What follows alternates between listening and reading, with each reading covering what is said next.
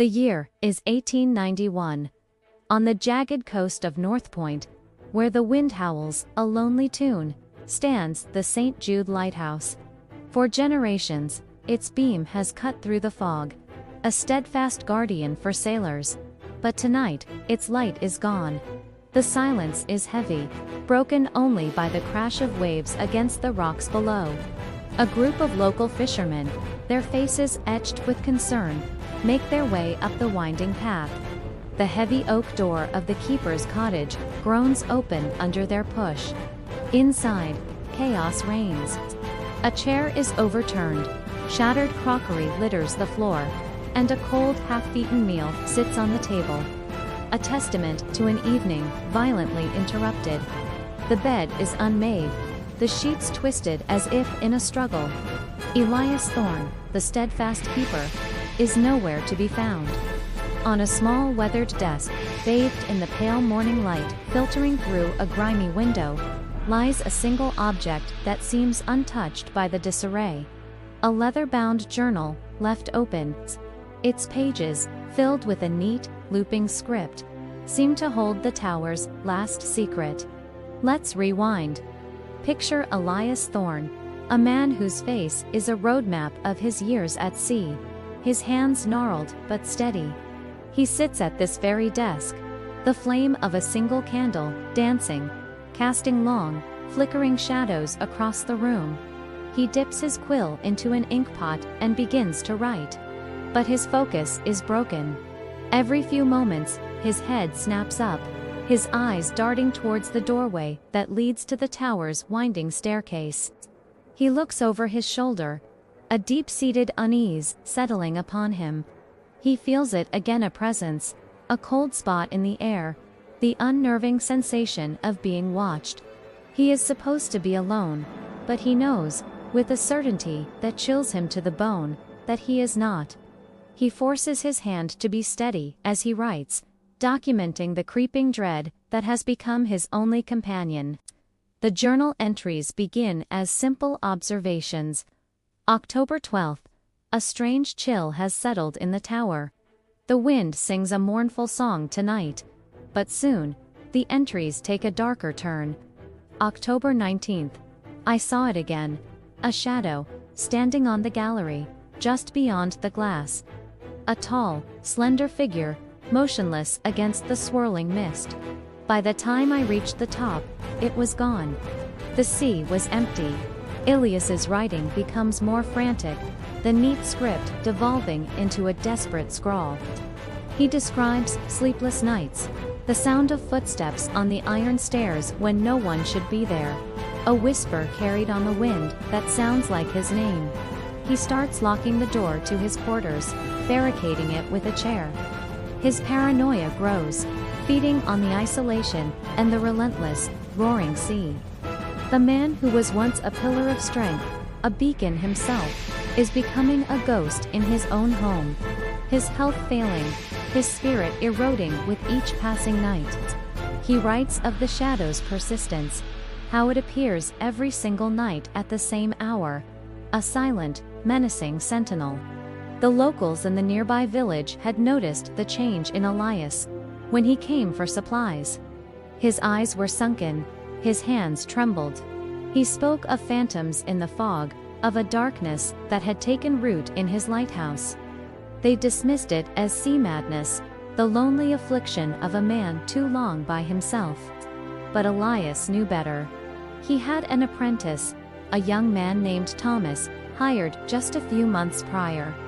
Thomas was quiet, eager to learn, but there was a flicker of something else in his eyes, ambition, a hunger that unsettled Elias. The old keeper had started to suspect the boy, but the thought seemed too monstrous to entertain. Thomas was meant to be his successor, the one to whom he would pass the torch, or in this case, the lamp. The journal entries hint at this growing suspicion. November 5th. Thomas watches me. Not with the respect of a student, but with the patience of a vulture. He asks about my health. Too often now, we arrive at the final night. A tempest of biblical proportions has descended upon North Point. Rain lashes against the lantern room glass, and the wind shrieks like a banshee. Inside the tower, the air is thick with tension. Elias, frail but resolute, confronts his apprentice. He found Thomas tampering with the lamp's mechanism, a subtle act of sabotage. The shadow he'd been seeing wasn't a ghost. It was Thomas, wrapped in a dark oilskin coat, standing on the outer gallery night after night. A psychological war of attrition designed to break the old man's mind and spirit. "You wanted me to go mad," Elias accuses, his voice a hoarse whisper against the storm's fury. "You wanted them to think I'd lost my senses, that I was unfit." Thomas doesn't deny it. A cruel smirk plays on his lips. "This tower should have been mine years ago, old man," he sneers. "You're just a relic, clinging to the past." The confrontation escalates. They are on the upper landing of the winding staircase, the vast, churning sea visible through a narrow window. The final, violent act is swift and brutal.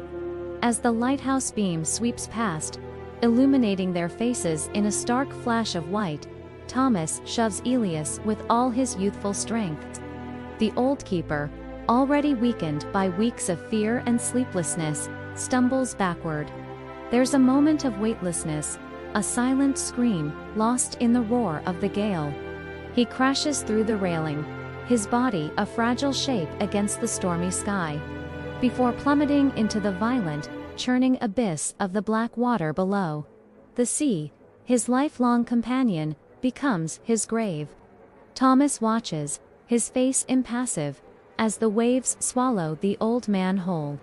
He turns, walking calmly back down the stairs. The lighthouse, and the lie that will secure it, is now his. He returns to the keeper's quarters, intending to destroy the journal, the only witness. But in the distance, he hears the faint ring of the village Balan alarm.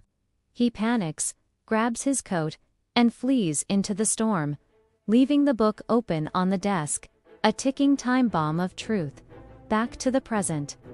The fishermen stand in stunned silence as the village constable arrives.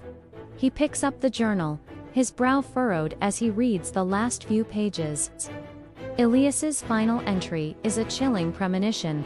Written just hours before the storm hit, it reads, "I know it is Thomas. He speaks of my retirement as if it is a foregone conclusion. He says the sea will claim us all eventually. I feel a great darkness approaching. If I am not here to light the lamp tomorrow, know that it was not the sea that took me." The constable's face hardens. He snaps the journal shut. "It wasn't sea madness," he says, his voice grim. "The truth, hidden in plain sight, is now clear. Justice, it turns out, is not so easily extinguished." Down at the docks, as Thomas prepares to board a fishing boat, hoping to disappear with the morning tide, the constable and two deputies intercept him. His feigned surprise crumbles when he sees the leather-bound journal in the constable's hand. The apprentice's face turns pale, his ambition curdling into pure fear. His silence is his confession. As they lead him away in irons, the St. Jude Lighthouse stands silent on the cliff, a tombstone and a monument. The journal is sealed, entered as evidence, its ink-stained pages ensuring that Elias Thorne's story, the true story of the lonely tower, will not be lost to the fog of time. The light may have gone out, but the truth, finally, has been illuminated. Thank you so much for joining me on this journey into the heart of the St. Jude mystery. If you love stories that send a shiver down your spine, make sure to hit that subscribe button and ring the bell so you never miss an episode. Let me know in the comments what you think happened to Thomas. Until next time, stay curious.